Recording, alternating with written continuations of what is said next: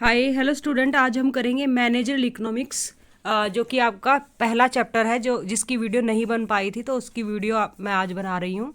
और इसमें से कोई ना कोई क्वेश्चन ज़रूर आएगा, right. So let us start कि मैनेजरल इकोनॉमिक्स क्या होती है। Managerial economics is indeed an offshoot of second world war, यानी कि जो आपकी मैनेजरल इकोनॉमिक्स है ये कब आया आपका, तो ये सेकेंड वर्ल्ड वार के बाद। सेकेंड वर्ल्ड वार आपको सबको पता होगा, दो वर्ल्ड वार हो चुके हैं। एक हुआ था 1914 टू 1914 से लेके 1999 तक। और जो दूसरा वर्ल्ड वार हुआ था वो भी आपको पता होगा, वो हुआ था आपका 1939 से लेके 1944 में वो ख़त्म हो गया था। तो 1939 से 1944 का आपका हुआ था सेकेंड वर्ल्ड वार, राइट। तो सेकेंड वर्ल्ड वार के बाद आपका ये मैनेजरल इकोनॉमिक्स उभर के आया है। Before the outbreak of this war the study of economics war purely an academic exercise. ये सिर्फ एक एकेडमिक एक्सरसाइज थी, बिजनेस में इसको यूज़ नहीं करते थे। ये माइक्रो और मैक्रो के रूप में ही आपको देखने को मिलती थी, राइट। बट अब क्योंकि बहुत सारी डिस्ट्रक्शन हो गई थी सेकेंड वर्ल्ड वार के बाद, बहुत ज़्यादा हमारे जो रिसोर्सेज थे वो ख़त्म हो चुके थे, राइट। तो उन सभी चीज़ों से कोप अप करने के लिए, उन चीज़ों से जूझने के लिए, रिसोर्सेज का यूटिलाइजेशन करने के लिए ठीक ठाक से, तो इकोनॉमिक्स के कुछ जो रूल्स थे वो अप्लाई होने लगे बिजनेस में। तो इसीलिए आपका एक नया सब्जेक्ट निकल के आया, न्यू डिसिप्लिन, जिसको कि पॉपुलरली कहा जाता है, popularly known as managerial economics, right. तो वो मैनेजरल इकोनॉमिक्स के रूप में आपके सामने आया। अब इसमें होता क्या है, the present business world has become very dynamic, complex, uncertain and risky. आप देख सकते हो जो नया बिजनेस है, बिजनेस वर्ल्ड है, वो बहुत ही डायनामिक हो गया है। मीन्स कुछ ना कुछ नया नया इसमें होता रहता है, बहुत ही कॉम्प्लेक्स है। डेफिनेटली जब आपके सामने नई नई चीज़ें आएंगी तो कॉम्प्लेक्सिटी आएगी ही, उसमें जटिलता आएगी। अनसर्टेन और रिस्की, डेफिनेटली तो और ज़्यादा अनसर्टेन और ज़्यादा रिस्की हुआ है। Therefore taking appropriate, correct and timely decision has become a challenging and tedious task. तो it's very tedious task and very challenging task कि आप राइट टाइम पे डिसीजन ले पाते हो, राइट टाइम पे राइट डिसीजन। तो decision making is very important, और डिसीजन मेकिंग को ही हम कहते हैं एक बिजनेसमैन। अगर एक सफल बिजनेसमैन है, अगर वो राइट टाइम पे राइट डिसीजन लेता है, तो हम उसको बोल सकते हैं yes he is a successful businessman और manager, right.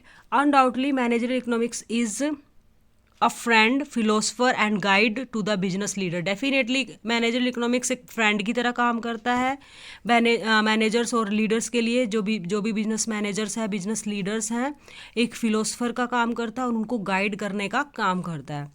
Further, the growing complexity of decision making process, the increasing use of economic logic, concept, theories, tools of economic analysis in the process of decision making, and rapid increase in the demand for professionally trained managerial manpower increase the importance of study of managerial economics as a separate discipline of manager curriculum. देखिए, पहले manager economics के नाम का कोई subject नहीं होता था, इसको अलग से नहीं पढ़ा जाता था। लेकिन जैसे जैसे मॉडर्न वर्ल्ड में कॉम्प्लेक्सिटी बढ़ी है, अनसर्टेनिटी बढ़ी है, डायनामिक हुआ है, तो उसके अकॉर्डिंग ही हमें एक नए सब्जेक्ट की ज़रूरत पड़ी, जिसको जो आपके सामने है मैनेजर इकोनॉमिक्स के रूप में। तो ये जो आपकी फर्स्ट यूनिट रहेगी, फर्स्ट यूनिट का पहला पॉइंट रहेगा, तो इसमें हम मीनिंग करेंगे, नेचर करेंगे, स्कोप ऑफ मैनेजर इकोनॉमिक्स करेंगे, दैट इज़ वेरी इंपॉर्टेंट। और किस तरह से मैनेजर इकोनॉमिक्स का रिलेशनशिप है अदर ब्रांचेज ऑफ नॉलेज के साथ, मीन्स अदर सब्जेक्ट के साथ।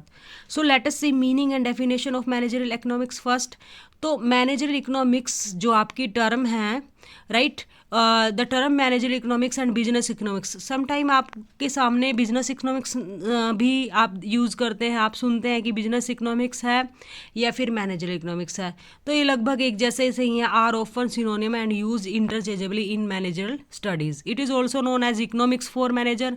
देखिए, मैनेजर इकोनॉमिक्स को आप बिजनेस इकोनॉमिक्स बोल सकते हैं, मैनेजरल इकोनॉमिक्स बोल सकते हैं, इकोनॉमिक्स फॉर मैनेजर्स बोल सकते हैं। बेसिकली है क्या ये, बेसिकली जो मैनेजरल इकोनॉमिक्स है that is economics is is an applied economics. ये क्या है? अप्लाइड इकोनॉमिक्स है in the sphere of business management. Basically जो मैनेजरल इकोनॉमिक्स है उसका मतलब क्या है कि बिजनेस मैनेजमेंट की स्फीयर में जब हम उसको अप्लाई कर लेते हैं, अप्लाइड इकोनॉमिक्स हो जाती है। यानी कि जब हम इकोनॉमिक थ्योरी को यूज़ करते हैं प्रैक्टिकल लाइफ में, राइट, तो आपका ये इस तरह से कहलाता है। It is N application of economic theory and methodology to decision making problem faced by business firm. Thus it is the economics and tools of economics to solve the managerial problem of business organization, right?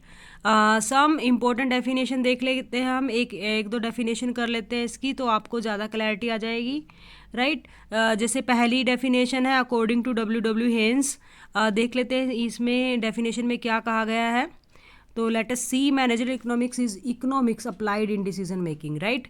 यानी कि economics apply करी है हमने decision making. It is a special branch of economics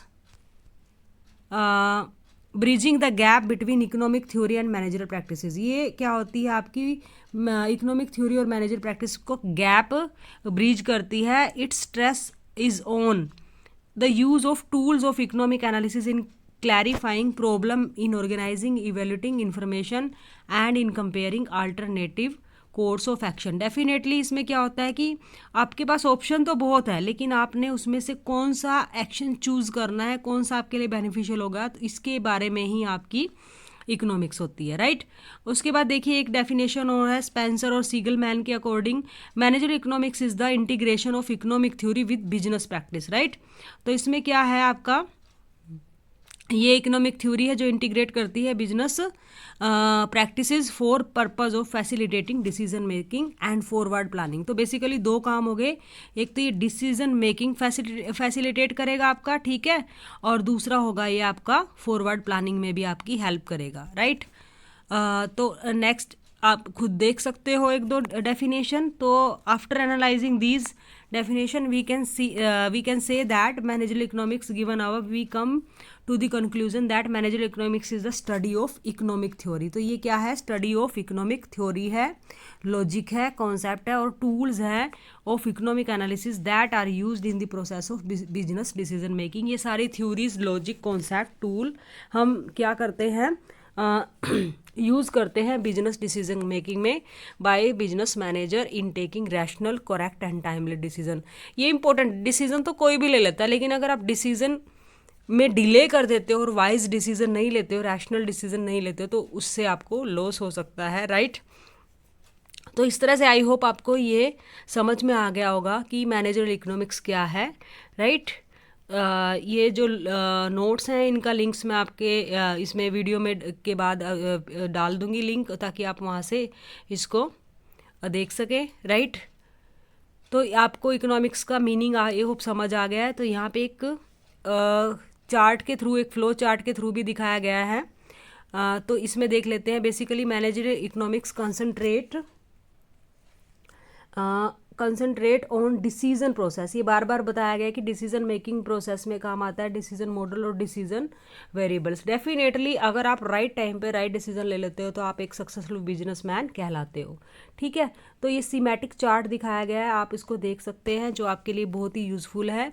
देखिए यहाँ पे आपके जो ये मैनेजरल इकोनॉमिक्स है, इसमें क्या आ गया आपका, economic theories, concept, methodologies and tools आ जाते हैं, राइट? और बिजनेस जो मैनेजमेंट है, डिसीजन प्रॉब्लम है, उसमें ये हेल्प करती है मैनेजरल इकोनॉमिक्स, राइट? तो application of economics in analysing and solving business problem, right? तो इस तरह से हो जाता है और बाद में आप ऑप्टिमम सॉल्यूशन पे आ जाते हो टू बिजनेस प्रॉब्लम। यानी कि आपके सामने बहुत सारी चीज़ें हैं, इकोनॉमिक्स के जो टूल्स हैं उसको आप बिजनेस मैनेजमेंट डिसीजन प्रॉब्लम में यूज़ कर सकते हो। Suppose you have problem, you can solve those business problem with the help of various economic theory, concepts, methodology और टूल्स। तो अभी कर लेते हैं हम कैरेक्टरिस्टिक्स ऑफ मैनेजरियल इकोनॉमिक्स। ये आपके पास क्वेश्चन आ सकता है। प्रोफेसर DM मिथानी कहते हैं has mention the following broad salient feature of managerial economics has specialised discipline. Definitely एक स्पेशलाइज्ड डिसिप्लिन है, राइट। सबसे पहले पॉइंट है आपका it involves an application of economic theory. तो ये क्या है बेसिकली, इसमें क्या है, आप इकोनॉमिक थ्योरी को अप्लाई कर रहे हो, application of economic theory, specially micro economics. और सबसे ज़्यादा इसमें आप माइक्रो इकोनॉमिक्स के कॉन्सेप्ट देखोगे, लाइक डिमांड है, यूटिलिटी है, यूटिलिटी एनालिसिस है, आइसोकोंट है, इंडिफरेंस कर्व है, मार्केट है, ठीक है। तो वो सारे के सारे आपके माइक्रो इकोनॉमिक्स के कॉन्सेप्ट रहते हैं, right. Analysis to practical problem solving in real business life, it is essentially applied micro economics. इसको आप अप्लाइड माइक्रो इकोनॉमिक्स भी बोल सकते हो। It is a science as well as art, ये साइंस भी है मैनेजर इकोनॉमिक्स, आपकी आर्ट भी है, facilitating better managerial discipline. It explore and enhance economic mindfulness and awareness of business problem and managerial decision. जो भी स्टूडेंट कॉमर्स के हैं उन्होंने मैनेजमेंट सब्जेक्ट पढ़ा है, तो मैनेजमेंट किस तरह से एक आर्ट और साइंस है, उसी तरह से इकोनॉमिक्स भी एक आर्ट और साइंस है। बेसिकली आर्ट क्या है, जब हम किसी चीज़ को बार बार अप्लाई करते हैं तो डेफिनेटली यहाँ पे भी हम डिमांड एनालिसिस है, डिमांड कोई भी कंज्यूमर है या पूरी मार्केट का जो एनालिसिस है हम आराम से कर सकते हैं। बेसिकली एक आर्ट भी है और बेसिकली साइंस भी, क्योंकि इसमें सिस्टमेटिक तरीके से चीज़ें चलती हैं, राइट। उसके बाद है आपका नेक्स्ट पॉइंट है it is concern with firms behaviour in optimum allocation of resources. बिल्कुल, जब आपने प्रोडक्शन वाला चैप्टर किया था तो हमने ऑप्टिमम एलोकेशन ऑफ रिसोर्सेज वहाँ पे देखा। It provide tools to help in identifying the best course among the alternative and competing activity in any productive sector, whether private और पब्लिक। चाहे वो प्राइवेट फर्म है चाहे वो पब्लिक फर्म है, हर एक फर्म अपनी कॉस्ट को डिक्रीज करना चाहती है, राइट, और वो इकोनॉमिक्स को इसमें यूज़ करती है। For the sake of clear understanding of nature and subject matter of manager economics, the point wise analysis of main characteristics of manager economics is given below. तो मेन कैरेक्टरिस्टिक्स क्या है, सबसे पहले ये माइक्रो इकोनॉमिक एनालिसिस है, right. The main part of the study of manager economics is the behaviour of business firm. आप देखोगे इसके जो भी आपका सब्जेक्ट मैटर रहता है वहाँ पे आप बिहेवियर ऑफ बिजनेस फर्म है विच इज़ माइक्रो यूनिट।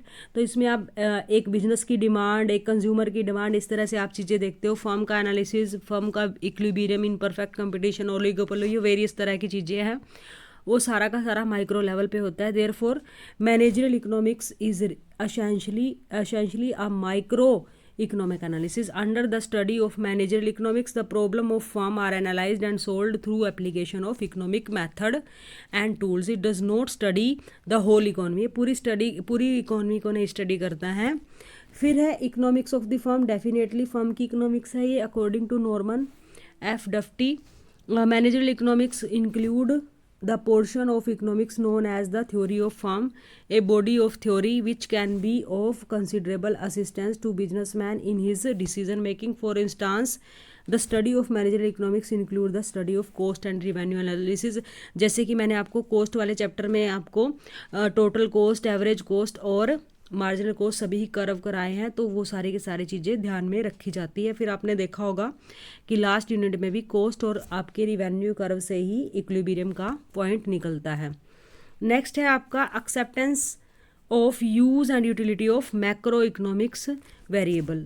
ज़्यादा तो नहीं है लेकिन थोड़ा बहुत इसमें मैक्रो इकोनॉमिक वेरिएबल को यूज़ किया गया है ताकि हम उसको अंडरस्टैंड कर सकें। इन understanding the overall economic environment of an economy and its influence on the firm, क्योंकि एक फर्म के ऊपर कुछ मैक्रो इकोनॉमिक वेरिएबल है, उनका भी फ़र्क पड़ता है। दैट्स वाई थोड़ा सा मैक्रो इकोनॉमिक्स भी आ जाता है इसमें। The study and knowledge of macro economic variable और मैक्रो इकोनॉमिक इज मस्ट।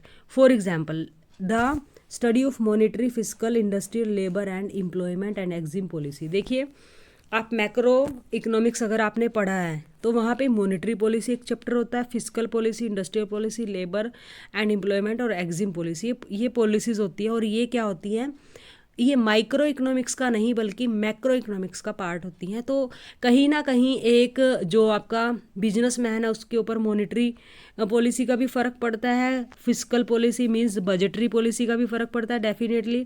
जब भी बजट आता है उसमें टैक्स के रेट डिसाइडेड होते हैं। एग्जिम पॉलिसी का भी, अगर वो एक्सपोर्टर और इम्पोर्टर है, डेफिनेटली उसका भी फ़र्क पड़ता है। तो ये चीज़ें भी थोड़ी सी इसमें आ जाती हैं।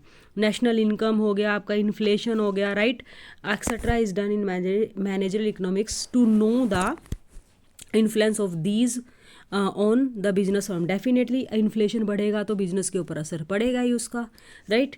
The study of macro economic variable help in understanding the influence of exogenous factor of business on business activity of a firm. Without the study of important macro economic variable proper environmental scanning is not possible.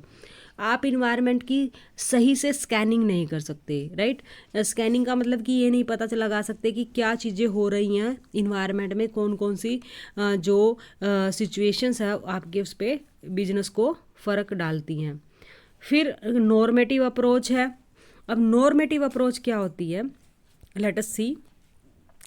Normative approach में आपका आता है, normative का मतलब है economics is basically concern with value judgement, right. ये value judgement से concerned है। अभी बता देते हैं इसमें क्या होगा। Which focuses on what ought to be, यानी कि क्या होना चाहिए, राइट। जैसे दो चीज़ें होती है, एक पॉजिटिव अप्रोच होती है, एक नॉर्मेटिव। पॉजिटिव अप्रोच में व्हाट इज क्या है, और पॉजिटिव अप्रोच में सपोज एक छोटा सा एग्जांपल है, like in India there is pollution, वो है पॉजिटिव। क्या पोल्यूशन होना चाहिए, डेफिनेटली नहीं। तो what ought to be, there should be no pollution. इसी तरह से suppose in India there is poverty, poverty बहुत ज़्यादा है, तो दैट इज़ पॉजिटिव अप्रोच। लेकिन नॉर्मेटिव अप्रोच के अकॉर्डिंग हमें ये पता लगा के कि पॉवर्टी है उसको कैसे रिमूव कर सकते हैं। तो हम क्या चाहेंगे कि पॉवर्टी नहीं होनी चाहिए, वो कैसे उसको रिड्यूस किया जाए, इन चीज़ों के ऊपर ध्यान दिया जाता है। It is determinative rather descriptive, right. ये डेटर्मिनेटिव है, डिस्क्रिप्टिव नहीं है।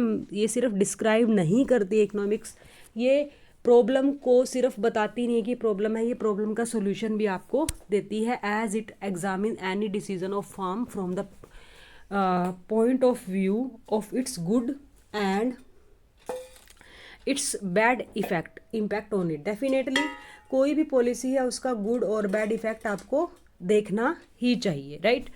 तो ये हो गया इसके बारे में, राइट।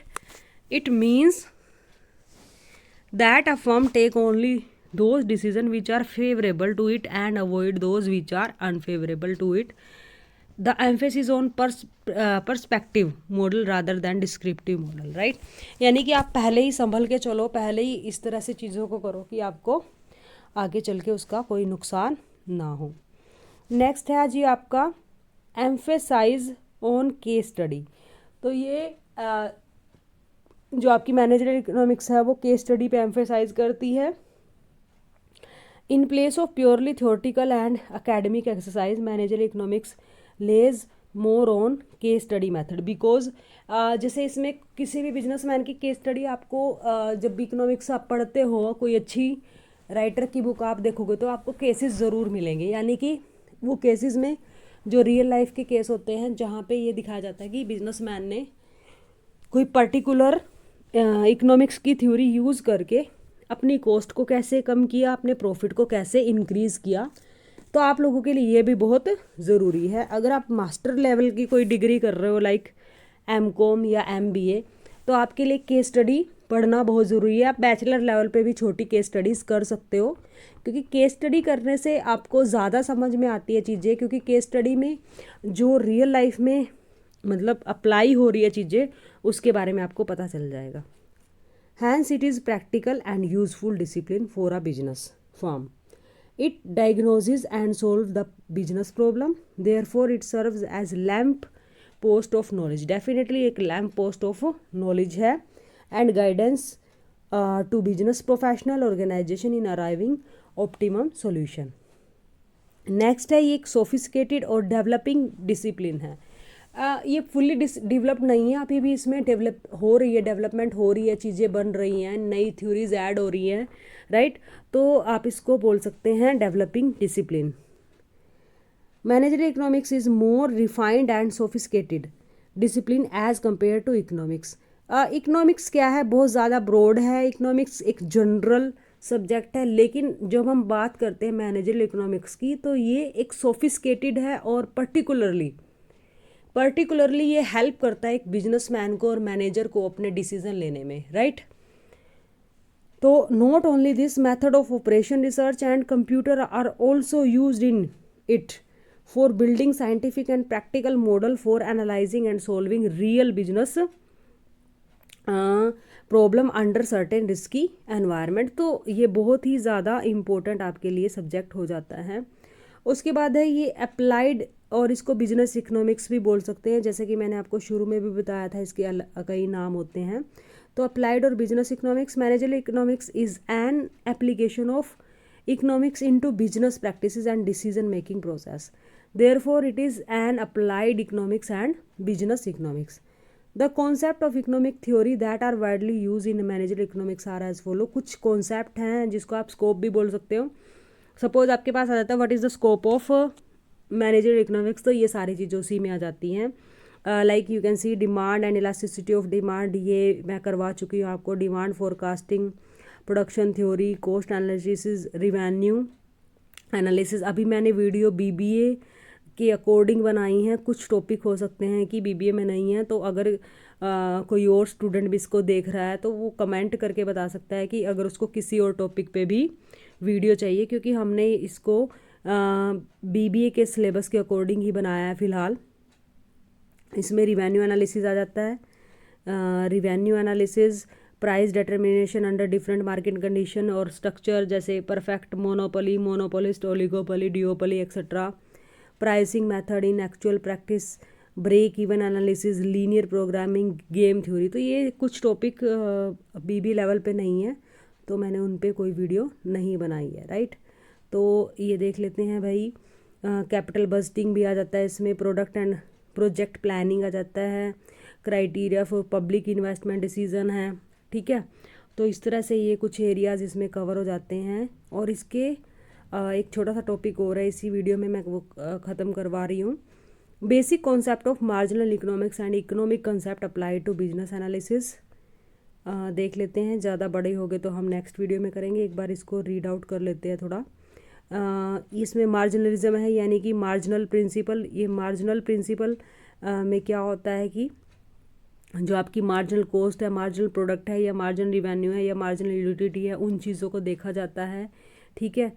फिर इंक्रीमेंटल प्रिंसिपल है, जब आप अपनी कॉस्ट को बढ़ाते हैं। देखो मार्जिनल में तो क्या होता है, मार्जिनल में 1 यूनिट से जो इंक्रीमेंट होता है, राइट। और इंक्रीमेंटल में पूरा का पूरा 1 यूनिट नहीं होता है, बल्कि जो टोटल कॉस्ट आपकी इंक्रीमेंट हो रही है या फिर टोटल रिवेन्यू, ठीक है, तो वो आ जाती है इसमें। इक्वी मार्जिनलिज्म या इक्वी मार्जिनल प्रिंसिपल है, ये आपका यूटिलिटी वाले चैप्टर में है। डिस्काउंटिंग प्रिंसिपल है, अपॉर्चुनिटी कॉस्ट प्रिंसिपल है, रिस्क एंड अनसर्टेनिटी है, profit from industry and market, right. और आपका इकोनॉमिक एंड इकोनोमेट्रिक मॉडल आ जाते हैं इसमें। तो ये टॉपिक थोड़े से लेंदी है, मुझे नहीं लगता इस वीडियो में अगर मैं इसमें करवा दूंगी तो थोड़ा लंबा हो जाएगा ये वीडियो। तो अभी इनके नेम ही काफ़ी हैं। नेक्स्ट वीडियो में मैं आपको ये कॉन्सेप्ट करा दूंगी जो भी आपके सब टॉपिक से रिलेटेड होंगे। तो आज के लिए मैं एक फटाफट से क्विक रीज़न आपको दिखा रही हूँ कि हमने क्या क्या किया है। तो फटाफट से एक बार फटाफट से देख लीजिए। आज के लिए इतना ही काफ़ी है आपके लिए, राइट। तो सबसे पहले हमने किया है कि जो आपका मैनेजरियल इकोनॉमिक्स है उसकी इंट्रोडक्शन कर ली है, राइट। उसके बाद मीनिंग एंड डेफिनेशन, आप भी 1 या 2 डेफिनेशन बिल्कुल याद करनी है आपने। यहाँ पे देखिए हमने मैनेजरियल इकोनॉमिक्स को बिजनेस इकोनॉमिक्स बोल सकते हैं, इकोनॉमिक्स फॉर मैनेजर्स। आप वेरियस बुक देखते हो अलग अलग ऑथर की, तो किसी पे आपको हेडिंग मिलेगा मैनेजरियल इकोनॉमिक्स, किसी पे बिजनेस इकोनॉमिक्स और किसी पे इकोनॉमिक्स फॉर मैनेजर, ठीक है। तो ये कुछ डेफिनेशन थी जो मैं आपको करवा चुकी हूँ, राइट। उसके बाद हमने ये दिखाया कि एक फ़्लो चार्ट से दिखाया कि किस तरह से इकोनॉमिक्स हमारे लिए बहुत यूज़फुल होती है। ये कुछ कैरेक्टरिस्टिक्स थी उसकी, राइट। तो ये मेन फीचर हो गई है आपकी। माइक्रो इकोनॉमिक एनालिसिस है, ये इकोनॉमिक्स ऑफ द फॉर्म है। Acceptance of use and utility of macro economic variable भी है कुछ, वो भी यूज़ करते हैं। नॉर्मेटिव अप्रोच है, एम्फेसिस ऑन केस स्टडी है, सोफिस्टिकेटेड एंड डेवलपिंग डिसिप्लिन है अप्लाइड बिजनेस इकोनॉमिक्स है, राइट। और इसमें कुछ कॉन्सेप्ट है इकोनॉमिक थ्योरी के जो कि हम नेक्स्ट वीडियो में ही करेंगे क्योंकि काफ़ी लेंदी वीडियो हो जाएगी। तो इस तरह से आज के लिए इतना ही। आई होप आप लोगों को समझ आया होगा।